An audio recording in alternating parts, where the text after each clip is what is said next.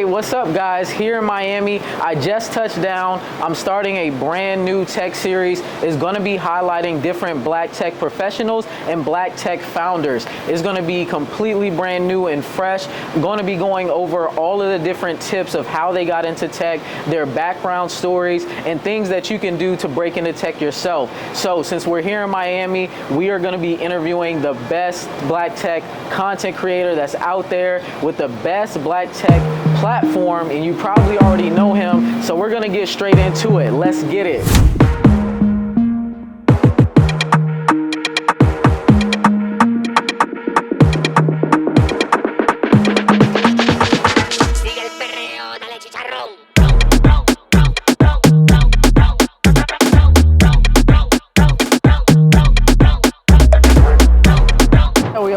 We're gonna keep the vlog rolling with the official cameraman, Timmy. If you don't know Timmy, you need to get familiar with him. Hey. Best cameraman in Atlanta. Yeah, coach. Best cameraman in the whole world. Yeah, coach. Got the exclusive edits, and he gets you right in the gym. Yeah. So, yeah, this is gonna be lit though, but we're in Miami. Today we're gonna interview Cyrus Harbin, host of Tech is the New Black. I know you already know who he is.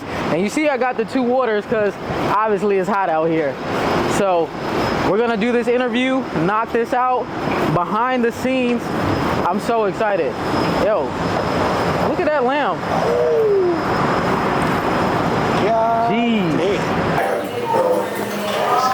Hey, what's up, Cyrus? What's going on? What's good? What's good? So this is gonna be real dope. It's very first episode of the day of my tech life. So as you can see here, we are in Miami at your spot.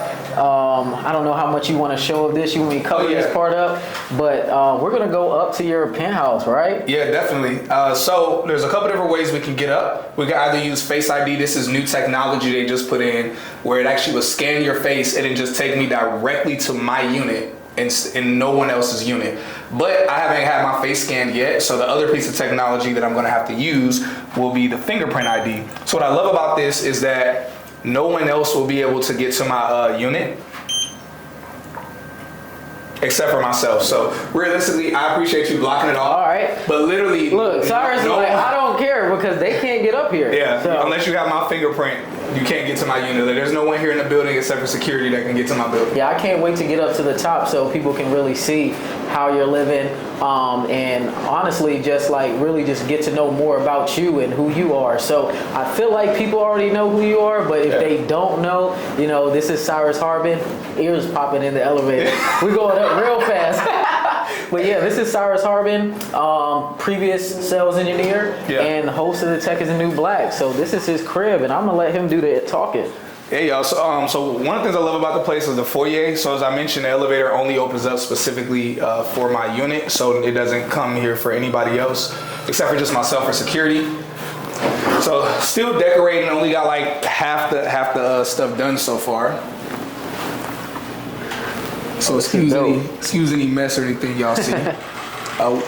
So one thing I love to point out to like any of my friends that come by, and I mean at this point, like I consider you a friend. Oh yeah. You know, I consider you a friend, and I consider you someone that I admire.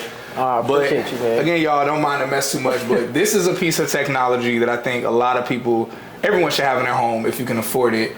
And that's not trying to flex, but like just it's a good thing. Yeah. So essentially, this is a dry cleaning unit in your home. So when I got in tech and I started making like a little bit of money and I started being like, oh, I want to go shopping, I want to buy some designer stuff. One of the things that no one tells you is that when you do dry cleaning for high-end designer, it costs a lot more.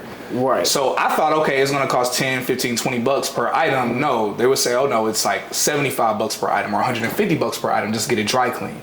So one of my friends who also is in tech, who inspired me to get in the industry, he showed me one of these in his home, which, as I said, it's a dry cleaning unit in your home. So you pop your items in here, no matter what it is, pants, shirt, suit, jacket. It steams everything, presses it, freshens it. So even if you have like some type of item or something that you want to wear, you know, they have a mode where it can do like a fast mode where you can do it in 20 minutes. So you can literally jump in the shower, or they have a 48-minute one or a 2.5-hour one. So you can literally jump in the shower, get ready, and by the time you hop out, whatever outfit you wanted to wear is completely ready, completely freshened up, all of that stuff. And they have a version of where you can kind of control it from an app on your phone too. So I love it. Yo, that's dope. That's dope. So LG in-house dry cleaner. Yeah, yo, Different type of tech. sponsor her, LG. Hey, no, you need the sponsor. You the one got Tech is the New Black. So, yeah, let's see a little bit more of your house. Yeah. So I have an unnecessary amount of bathrooms. It's 4 full baths that are here. So it's bathroom number 1, and there's 2 other bathrooms back here. And once we get to the master bedroom, we'll see the 3rd bathroom. All of these are full baths. And so I always try to have like different gatherings or like small parties or kickbacks here, mainly to make use of the bathrooms. And so I guess first we'll probably head into where I work at. The most junky area need to kind of get some more stuff in here so it's not echoing as much. But yo, when you working. So this is the station that I work from. So of course got the MacBook right here, MacBook Pro. And this is a really cool monitor that a friend of mine, Chris G, recommended. So this is actually it's a gaming monitor, right? Gaming monitor? It might be. I think it is. Yeah, it is. Because what's cool about this is that it's shaped in the circumference of your eyeball. So it's set up to where you can actually sit in front of it and be able to look at the entire screen without having to turn your head left or right. You could just like look left and right and see the entire screen in one setting. So you probably are right. I'm not a gamer. Obviously, I'm a tech dude. Right. Yeah, I think it is a gaming monitor, but like it is meant for that use that you said, so you don't have to turn your head. Because I got a curved monitor too. Okay. It's 38 inches, but like you need to turn your head. Like it's not as curved as this one. So that's pretty dope. Yeah. So this is where most of the work gets done for everything that you do tech-wise. All the non-cool stuff that people don't see. Behind the scenes. You know, people say, I want to see what you do for work. It's like, no, you don't. It's boring. Like, right. The real stuff looks boring. It is. And that's why I did like a day of my tech life video a little bit ago, and I was just like, I don't know if people really want to see it. Like, this is the like, okay, hey, I'm getting on calls, I'm doing an upgrade, I'm doing this, I'm doing that. Like, that is the boring stuff. Yeah. Like, and whenever you show that, like, most people don't watch it. Like, the video that got the most views for me was like, hey, what I spent in a day in Buckhead, which is crazy. So yeah, I think that might have been the video that I first saw you on, at least. I don't remember how. Oh, the Midtown one? Because I did one in Midtown. What I spent a day in Midtown. Yeah. That one went crazy, and what I spent a day in Buckhead went crazy. But my day in my life as a federal technical account manager, it did okay. You know? So yeah. We'll see. Hey, y'all, so stop judging people when they make the cool videos, unless y'all gonna support the people that's showing y'all the real deal of what's the boring stuff that happens behind the scenes. Facts. Yeah. So I want to see the view, because like when you're recording your videos and making all your content on Instagram Live and stuff, like I see like that crazy view that you have. I see we have here, but you want to show this part, or you want to show the main part? I guess just real quick, I'll show. So we're gonna make a backup studio. I know we're gonna talk about this a little bit later, but a backup studio for the Tech is the New Black is gonna be here. And so right now it just kind of looks like whatever, because I don't really use it too much. But we're gonna have it completely tricked out and turned into just a backup studio like what we have in Atlanta. That's dope. That's dope. And the balcony comes all the way around here, so people can't really see it yet, but you'll see when we go to the living room. Yeah, definitely. Yeah, no, that's one of the reasons why I chose the spot. I wanted something that I thought was really cool and unique, to where whenever I'll be hosting or having parties or having things that, you know, people can kind of go from any room to get to the balcony, or they can come from the balcony to get to any room. So this is a party and a work spot. Oh yeah, definitely. Hey, if you're in Miami, that's what you do. You gotta be able to like play and work at the same time, business and pleasure at the same time. I'm gonna take y'all to the main area, the living room, kitchen, my favorite area. Man, this view is crazy. This is nuts. It looks even more crazy in person. Yeah, it kind of makes me think about. I remember. Around the time we had first met, there was a post I put up at the Atlanta spot, and people were thinking that the background was green screen. Yeah, they're like, yo, your background is fake. I don't know how you do that. Like, I make content too. Everybody knows I make content, and I'm like, I don't know how Cyrus has the background so clear and then he's still so light. I'm like, mine's always like dark. Like, my face is dark and then you can see everything behind me. But I can't do both. But yeah, you perfected that. Look, for sure. I would love to flex and act like I knew how I made it do that, but it just does that. So, but yeah, so I'm gonna go ahead and show you all the balcony real quick.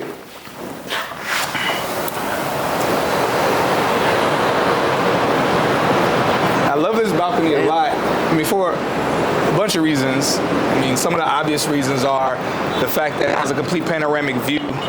of Miami, specifically of Brickell, Miami. But then we go over to the other side, we can see some of Fort Lauderdale, some of downtown Miami, and more. But I also love it because not only can you see the city, but you can see ocean, both to the left side and also the right side. So I'm a person, like, literally when I was trying to find a spot, I was like, yo, I want a spot, like, I love seeing the city. Like, some people just want to see ocean. Right. I was like, but man, I want to see some city and ocean. Yeah. And so, so I'm a huge fan of it. I definitely feel blessed being here. Yeah, nah, this is amazing. This is amazing. So as people can see how far tech has gotten, Cyrus, you know, I want to talk a little bit about, you know, your background and kind of like your upbringing. Like, you know, where are you from? You know, how did you even really get into tech? Like, what made you want to get into tech? Yeah, so, I mean, my background, so I'm from Gary, Indiana. Yeah. And was moving back and forth between Gary and Atlanta most of my life. And, you know, kind of grew up in poverty, you know, as many people have. And yeah, didn't really have like a formal education. My family didn't really have too much to give me. They did the best they could.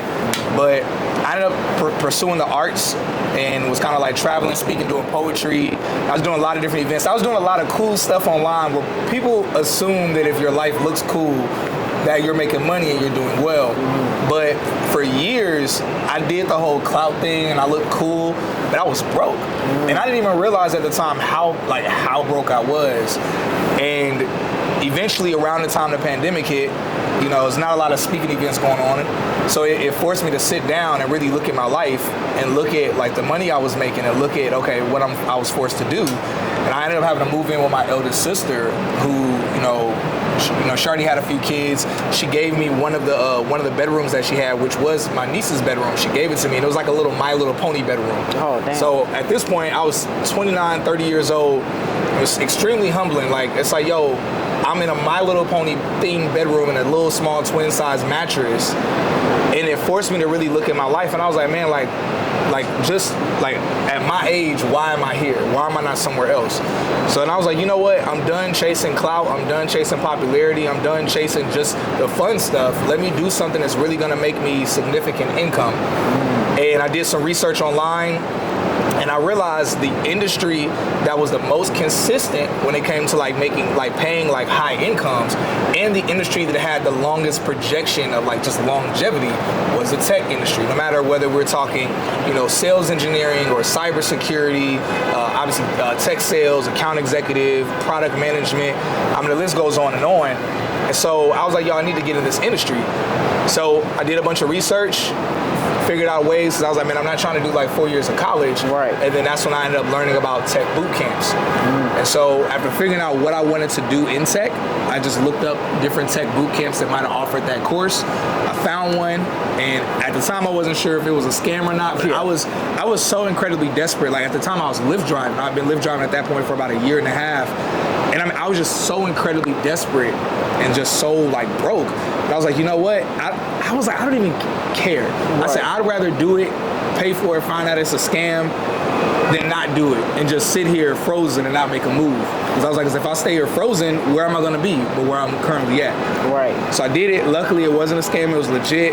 And so, then a couple months later, I was able to break into the tech industry. And so, completely changed my life. And I mean, I could talk about what that looked like after that, but yeah, it just really changed my life. That's crazy. So you got into tech, and it wasn't for passion, it was for money, right? Because people, they say to me all the time, oh, you have to be passionate about tech. And I'm like, no, you don't. I got into tech, I wasn't passionate about it. Yeah. It was either try to make it to the league in the WNBA, or it was do what's going to make me the most money, which at the time was going to be trying to become a software engineer. Yeah. So you seems like you went through that same thing where it was look, it's either I'm going to continue to be a Lyft driver trying to figure it out, or I'm going to take a chance and I'm going to focus fully on going into tech and try to really change my life. Yeah, definitely. No, that's definitely what it was. I mean, because I had almost a decade of doing what I was passionate about, and then I looked up and realized doing what I was passionate about kept me broke. And so I was like, y'all been doing everything backwards. I'm a firm believer of, do what you're passionate about, but it's you need to that's a luxury to do what you're passionate about. And it's like you need to put in a certain level of work before you can even have that luxury to do what it is you're passionate about. And so I realized, I've been doing this passion for so long. I got these social media followers. I'm at these events. I'm traveling, but I'm broke. And so when I eventually say, I have to grow up. I just have to grow up. Let me do something that's gonna make me a lot of money. And I didn't expect it to become just so incredible. So the first company I got at after I did the boot camp, they put me at $90,000 salary, which to me, that automatically doubled my income. Because with Lyft driving, I was grossing about $50,000 a year. Not even netting, just grossing. And that's before gas, maintenance, any type of additional expenses. And taxes, because that's a contractor. Yeah. So realistically, I was maybe walking away with a little under $30,000, which is, that's like almost like at the poverty line almost. Right, fact. And so that's exactly why I was living in the hood in that time. So so the first tech company put me at $90,000, uncapped commission, other types of benefits and incentives, and I was there for about 6 or 7 months. And after 3 months of being there, I started making content on LinkedIn. And through making content, through networking, I had so many other companies reaching out to me, and companies offering me just, at the time it seemed like a ridiculous amount of money, and it still was a blessing. I don't want to downplay it, but I ended up leaving that amazing company that I was at. I ended up leaving after 7 months, and the second company put me at $157,000. And so with the $12,000 sign-on bonus, so it was $145,000 with the $12,000 sign-on bonus. Same thing. That was within your first year in tech. Yeah, so that was within 7 months. Within 7 months. So what was the title? Because I don't think you said it. What job title did you get? Yeah. Like, what tech role did you get when you made that transition from being a Lyft driver to working in tech? Yeah, so it was. There's a few different titles for it. Essentially, it's a solutions engineer. Okay. Sometimes people call it sales engineer, solutions consultant. Yeah. Again, a variety of different names, but basically, it's all the same thing essentially. So that's what the title was, and my job was. And I don't want to downplay it, but basically what it was, first off, I had to be a product expert, which there are many roles in tech where you're expected to be a product expert, but I needed to be a product expert. But my main job was doing demos or demonstrations or presentations of my company's technology to other companies that were in the market for technology like ours, whether it was from us or as one of our competitors. And it was my job. I would get brought in to do demos, really to display how our company's technology was the perfect fit for whatever company was interested in ours or just interested in that type of technology in general. And, so it was honestly a lot of fun. I enjoyed it, but it required a lot of studying of my company's technology and their product. Yes. Yeah, and that's the thing. That's one of the things people don't get.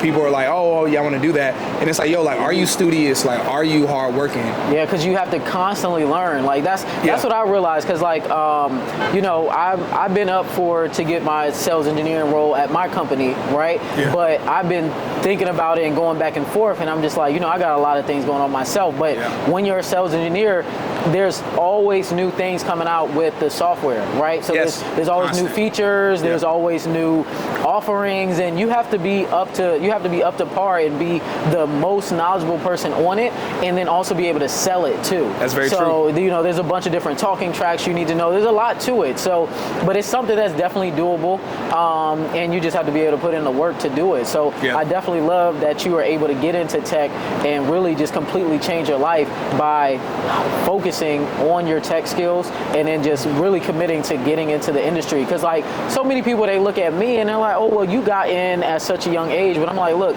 you can get into tech at any age, at any time, whenever you want, but it's just up to you to decide, hey, I'm ready to take the next step to actually focus and change my life. Exactly, yeah, because I feel like we're kind of two different sides of of the coin, where I haven't even been in the industry for 2 years yet. And so people look at me and they're like, well, is it possible? Could I still get it? I'm like, man, I've not been in the industry for 2 years yet. And so I know some people will look at you and then they'll be like, well, you got in way back at that time. Yeah. They'll always have some type of excuse, right? Exactly. Oh, you got in young, or you've been doing this for a while, or you just started, you just got lucky. No, I put the work in. So you said you went from 45K as a Lyft driver to 90K working in tech, but how did that impact your life? So it impacted my life in a few different ways. I think the most important way that it impacted my life is that for the first time in my life, I wasn't worried about my bills. For the first time in my life, I was able to go to whatever restaurant I wanted to, you know, within reason. There were restaurants I didn't know about that I know about now. Yeah. But in terms of the restaurants that, you know, there's always a restaurant where you feel like you can go there once a week or maybe once every other week. It was for the first time in my life that if there was a restaurant, the restaurants that I knew about, if I wanted to go there, I could just go. I could just take my girlfriend and go. Yeah. And that in and of itself, like just having this even within that realm, having a sense of like freedom, where it's like, yo, I'm not worried about my bills anymore. I'm not worried about if I you know, might want to buy a shirt or buy an item. You know, I can now save money and I can, like, you know, live my life and I can, like, invest a bit and I'm not, like, stressed anymore. So I really think it's so important for people to get to, like, that point, because that was the first time that I felt my mind relax enough to then I could truly think about what I wanted to do versus what I needed to do. And so yeah, that alone was life changing for me. Yeah, that's amazing. I think that's the most amazing thing about tech. People don't realize how doubling your salary is completely life changing. Yeah. No matter if you go from 30K to 60K or you go from 70K to 140K. Yeah. It's life changing no matter what. That's right. I know people see us talk about big numbers, especially myself. Like I'll talk about these big numbers, but in reality, there was no moment of happiness. Like when I went from 90K to 157K, that was cool. When I went from that to my third company that put me at 230K, that was fire. And then even to like what I do now, I love it. But there was never as much a notable transition of happiness than when I went from that 45K to 90K. Like that alone, that's the only like jump that brought me to tears, where I broke down crying when I got that offer letter. And I knew my life was gonna change. I had no idea how much it was gonna change, but I knew just going from 45 to 90K that I broke down crying in front of a crowd of people. I did not care, because I knew my life was never gonna be the same after that. Yeah, that's amazing. That's amazing.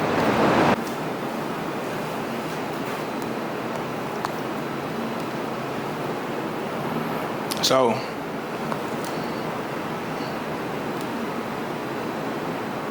I don't know how I mentioned this. I might mention it to her. Okay. But yeah, it's this app called VIP Parker, where I just go on the app and then I'm able to just put in my phone number and it'll request for my vehicle to come. So then the valet automatically gets an alert to get my vehicle. And so that way, if it takes like 5 minutes or 10 minutes for them to get it, really anywhere between, 5 minutes to 30 minutes before I'm about to leave to go where I can go, I'll just alert valet. So that way I don't have to go on the parking deck. I don't have to drive down the whole parking deck or drive up the whole parking deck. I can just go down to the valet, grab my car, drive out, or even when I come home, park my car in valet. Valet gets my car and they take it. And that's where it's nothing I have to worry about. I don't have to pay valet every single time. It's a real simple process.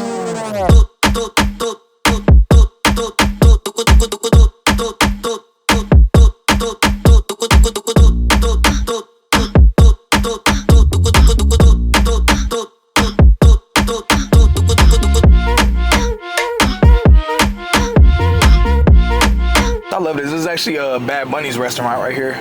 Well, Yeah, Gecko. It's a fire. Like the restaurant is fire, but then like the lounge area is dope. so how has personal branding helped you grow your tech career and just where you are now in tech? Yeah, so when I first got in tech, I realized, okay, I'm making good money, but I was like, I just felt like so new to the industry. One, I felt like, man, there's so much I can do. But I was like, man, what's the fastest way that I know how I can scale in this industry, how I can make connections, how I can do all of those different things. And I was like, well, what I do know, a skill set that I already have, is like social media. So I decided, I said, you know what? I'm going to continuously make content. And I was doing this on LinkedIn. I'm going to make content showcasing just what I like, just kind of what I do in my job, kind of some humor, tongue-in-cheek comedy type of stuff about the job.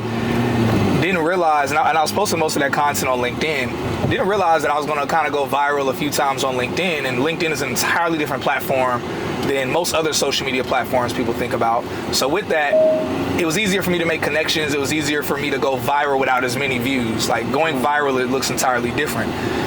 So one, I was making that content. The second part was definitely the networking. So going out networking, meeting different people, and kind of getting insights as to, okay, like where should I find myself? Like how should I brand myself? Because I think sometimes people could get in the industry and they can automatically, I'm going to brand myself this way. And it's like, well, there might be something else you might want to do instead. So I definitely had to kind of like, you know, network a little bit, get to know people in the industry and see what was a good route for me to go. But then once I had that figured out, between that and the content, I'm not even sure if I can go this way. I'm definitely gonna loop around though. Okay, cool.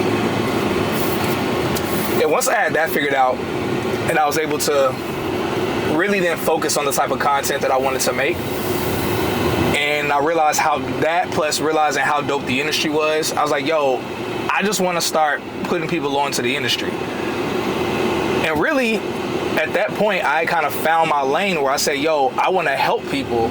I want to show people how they can get into the industry, but also let people follow behind me when it comes to scaling in tech. And I always talk about, you know, breaking in tech, but also scaling in tech. Because yeah, there are some people, like even like myself, where I've gotten in the industry and just doubling my income, that alone was just mind blowing. But then it's like there are other people that are like, okay, well, how can I make more? How can I do more? Whether it's making more money, whether it's having, you know, more leadership, or maybe it's even starting your own tech business. And so for me, I ended up being able to find my lane or find my brand really with helping people get into the industry. And at the time, I thought it was a bunch of people doing it. Not that I saw a lot of people doing it, but I wasn't trying to do something new. I was just assuming, oh, I'm sure there's other people out here that are doing it. And then I just wanted to be consistent at helping people. And then once I realized, okay, I could also like get a bag doing it, you know, whether partnering with different boot camps or brand deals. Once I realized that, it was just a complete no-brainer. I didn't expect it to grow to what it has, but I've definitely been enjoying it. Yeah, so even if you're new to tech, people shouldn't be afraid to start their own personal brand, because it can bring you opportunities that you never thought you could get. Yeah, exactly. I would say I've seen people that are they're trying to build out tech brands without being in tech. And that's one thing that I would strongly discourage people from doing, because it can start to look really tacky. And two, it's like, well, how are you trying to teach people, specifically people that are trying to show people how to get in the industry? And it's like, you're not even in the industry. Right. And so definitely, I think once someone's in tech, my belief is that, yo, once you've been in the industry for a month to 2 months where you've gotten pretty comfortable, where you have a good general understanding about the industry, about your role, yeah, definitely. If you feel inspired and you want to show other people whether how to get in the industry or whatever it is you want your brand to be, definitely start doing it right away, because there's no level of you being perfect or you mastering everything. You can always show people that are behind you how to get to where you're at. So it's not even about you being like at the end, but really just showing people how to get to where you're at is really all a true teacher is. Yeah, definitely. So what do you think helped you level up in your tech career the most? A few different things. One, I would say actually striving to be good at my job, because I think that's something that some people can overlook. Some people think, you know, it's just about social media, or it's like that has nothing to do with like you actually, because it's like you're gonna want to have a good rapport, and it's really hard to have a good rapport if you ain't just doing your thing at your job. So one is actually you killing it at your work, you doing your due diligence. The second part is you being a good resource within your company. So that way people are speaking well of you in the company, and people are like, yo, who is this person? And then word of mouth spreads about you in your company, especially in this day and age where many of us are working remote. So one, working well at the company or doing my job well. The second part is networking well within your company and being a good resource.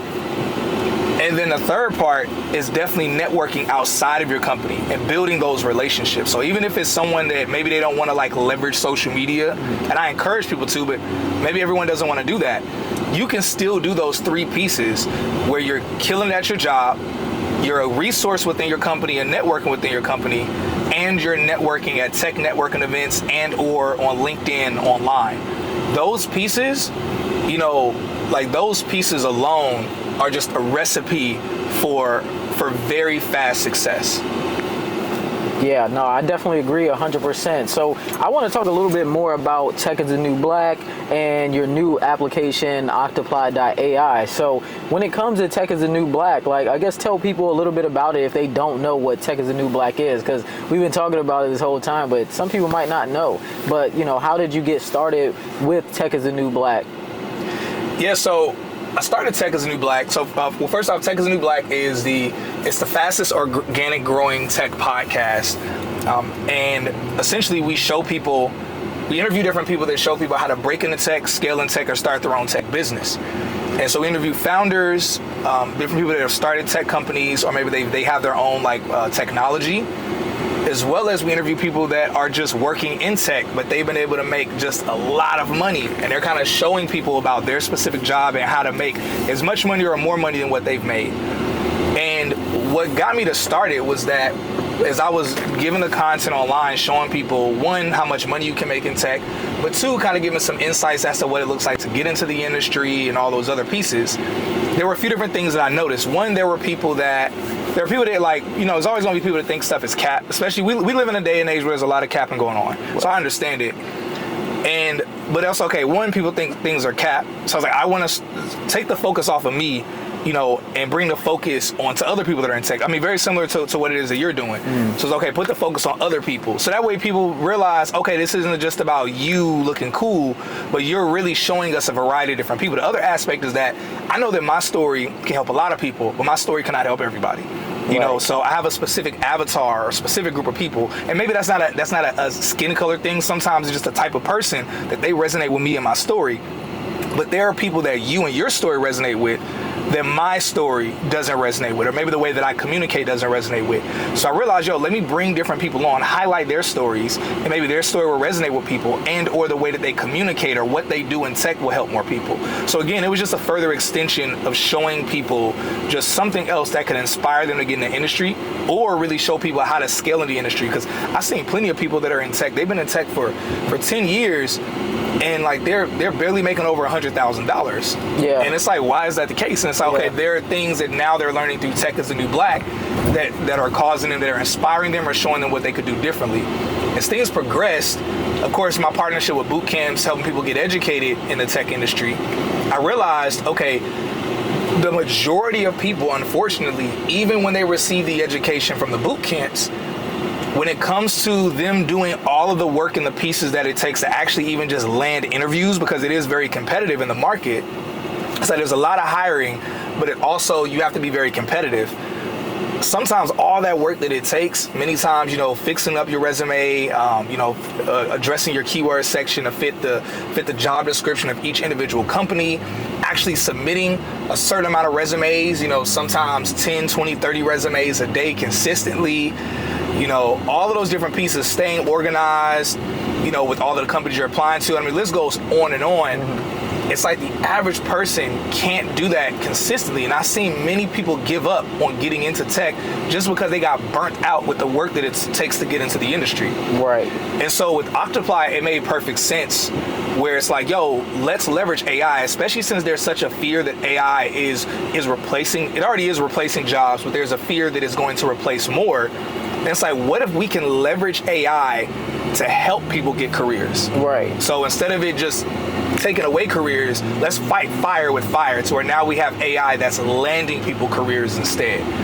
And so that was how Octoply AI came about. Yeah, I mean, I think that's a genius idea, because applying for jobs is a job in itself. It really is. So if you have AI that's helping you apply for jobs, that's just going to make the process 10 times easier for you. Yeah. So you can just focus on preparing for the interviews. Yeah, big facts. That's all you have to focus on. I mean, that's one of the other things that Octoply does, is that weekly it gives updates on different things that you can do for your interview, different things you can do when it comes to networking online.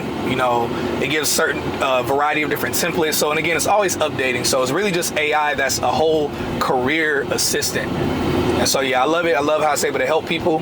And again, all of it is really, it just all ties back to the same thing, helping people be able to get a bag, you know, in this industry. And it's not just limited to the tech industry, but of course, when it comes to myself, I'm always encouraging people that to get in the industry. I'm not even gonna say just tech, but get in the industry where you can make some of the best money you can make. And so far, I don't know an industry that's hiring as much that also pays as consistently on par with these amazing salaries as the tech industry. Yo, but I'm not gonna cap though, I'm a little hungry. Are you hungry? Yeah, I'm definitely hungry. Okay, cool. So there's a lot of places we can eat out here, but I actually would like us to go back to my building because they actually have a restaurant inside of my building. You got a restaurant at your building? Yeah, a restaurant right inside of it. So we'll go check it out right at the pool. Oh, that's crazy. So I love it because even the door opening up, you can use your fingerprint or use the face scanner just for the doors to open up. That's crazy. So that way no random person could just kind of come up and bang on it and get in. Again, super secure and highly tech focused. Yes. Yeah, I love it. So I head to the elevator so we get up to where the food is at. Now, if it was earlier, I would take you to the spa. They have a really dope spa in the building. They give the best massages, the best, sweetest massages. And I mean, I just love it. We're gonna go to the amenities level right now. Man, I couldn't even imagine getting massages in my building. Yeah, it's fire. It's fire. Especially on, like, usually my regimen is on Saturdays. After, like, Saturdays are like well, Fridays are my back days. Saturdays are my leg days. But after I hit legs, I usually go in, after I shower up, and I go get a massage on my back, you know, since the previous day was a back day. So I love it. Not gonna lie, I'm a little bummed. It looks like they closed the restaurant up early. Dang. So usually if they're not getting a lot of business, they'll close up early. And this is Saturday too in Miami. So it's a lot of other food options. Hey, that's all good. It's all good, man. But it's crazy to see you living like this. So you got the spa here, you have a restaurant here, you got this pool with the crazy view. And, you know, I know throughout your tech career, everybody sees everything on social media and they think that everything is just all, you know, peachy and everything always goes your way. But, like, could you tell the people about some ups and downs that you've had in your tech career and just some things you had to overcome, whether it's in your tech career or with Tech is the New Black, just something that they could really gain some real insight and value from? Yeah, I think there's a few things. I mean, I'll speak transparently. So, I mean, first I'll say career, then I'll talk about, like, you know, business type of stuff. So one, just career-wise, one of the things that I really had to deal with in my career is that, you know, really I would say the networking component. And so I always thought that I was really good at networking, but really I realized that I was so used to, like, using my social media to where I would go places and people would know me. So really I would rely on people coming up to me saying, oh, I know you. But when I got in the tech industry, it really kind of like put me as a fish out of water for the first time in a long time. So where when I first got in the industry, my first 6 months, really no one knew me. And so that might not sound like a big deal to a lot of people, but for me, for the first time in a long time, it put me in a position to really understand what it's like to really truly have to network, to where you really have to go out of your way to make the connections with people that you want to make the connections with. And so for me, that was really hard, but it allowed me to kind of empathize with people who talk about how hard it is to network or talk about how hard it is to be outside of their comfort zone. So for me, that was a really hard piece to do. When it comes to like business stuff, I would say with Tech is the New Black, one of the things I've had to deal with is really trying to figure out really just like a ethnicity or a skin color thing. Because even with the name Tech is the New Black, with me being a black man, one of the things I deal with sometimes is if we have a guest on a podcast that might not be black, you know, the whole focus for me is helping people.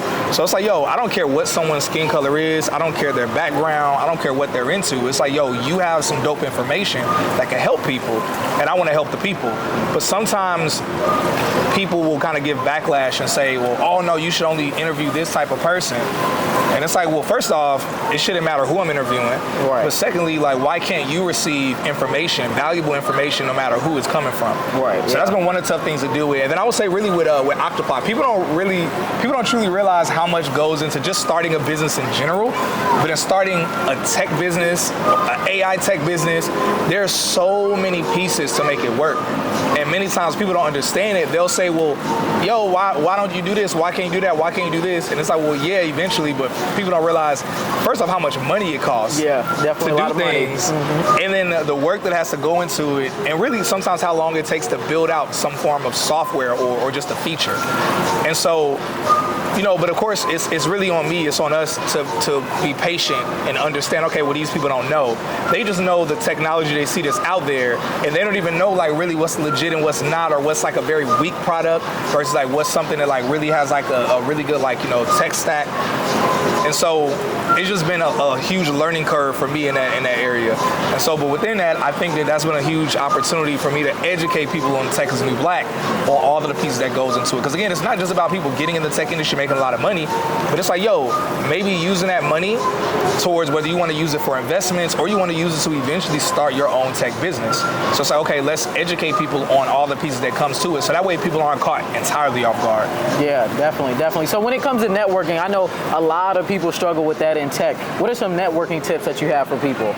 Yeah, so I would say there are a few different networking tips.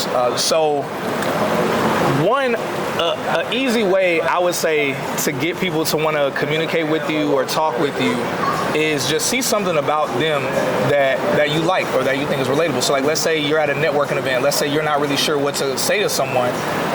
You could just like point out something that's on their outfit that you actually like. So it might be their shoes. You might say, yo, you have the such and such, whatever.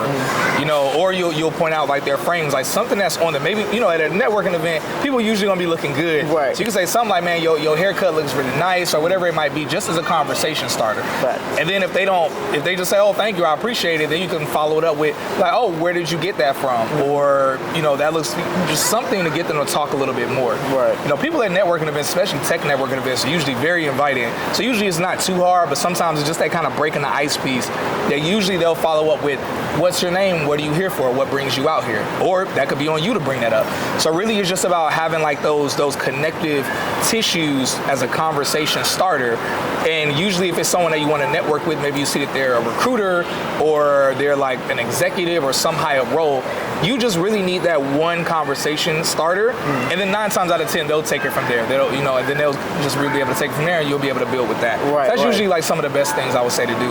Yeah, and I definitely always say like have like a branding pitch. Like once you get that conversation going, be able to like tell them within 30 seconds like, hey, this is my name, this is what I'm doing, this is what I want to do, and then just keep the conversation rolling from there. Yeah, no, that's always a valuable thing. I know a lot of different tech events, usually they'll list the companies that are going to be there. So I think another thing, and this kind of goes off of the point that you just made, is look at the companies that are going to be there, at least on a high level, have a bit of an understanding about some of the companies, or maybe just the companies that you really want to go there and talk to. Maybe you just find 10 companies, you're like, man, I really want to talk to these companies. And just on a high level, have a basic understanding about the companies, and then take the piece that you mentioned where you have that 30-second pitch, but tailor it to their company. Where you're like, yeah, you say your pitch, you say, that's why I really wanted to talk to you about your company because of X, Y, and Z. I think that's like just a perfect way to really marry and just kind of bring it home for them to where they feel like, man, you're like really great for our company, or you're just great just, for us to like connect with and see what can happen later. Definitely. Those are definitely great tips for sure.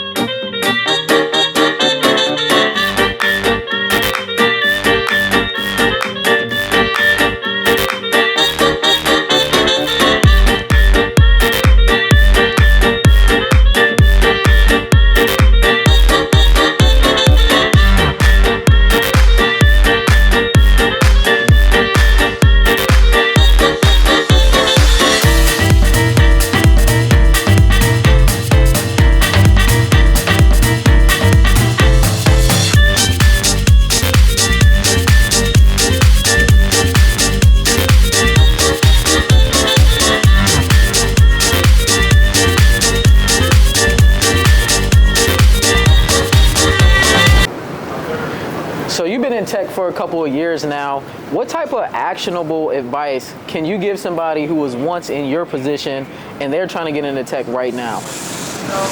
So I would say just someone who wants to get in tech, my actionable advice would be, first off, look at what it is you want to do in tech. There's a few different ways to do it. Like I know Octoply even has like a IQ and personality test on the site, so that way people can use that and they can give like a variety of options of what different careers, whether it's tech or not, that person might be a good fit for, something they'd like to do. But what I did is, of course, this is way before I was in tech, way before Octoply, way before Tech is the New Black. What I did, I knew my why. So first, what is your why? I mean, if your why, which most people's why is that they want to make more money, which I'm here for that. If that's your why, okay, I would say look up at least the top 15 paying roles in tech. Check out a few different blogs because each blog is going to have a role that another blog doesn't have, but look up the top 15 roles in tech, paying roles, and then look at the description of each of the roles. Maybe watch a YouTube video for each of them. Look at how much each of them are paying. And then dwindle it down to maybe roughly 5 of those roles.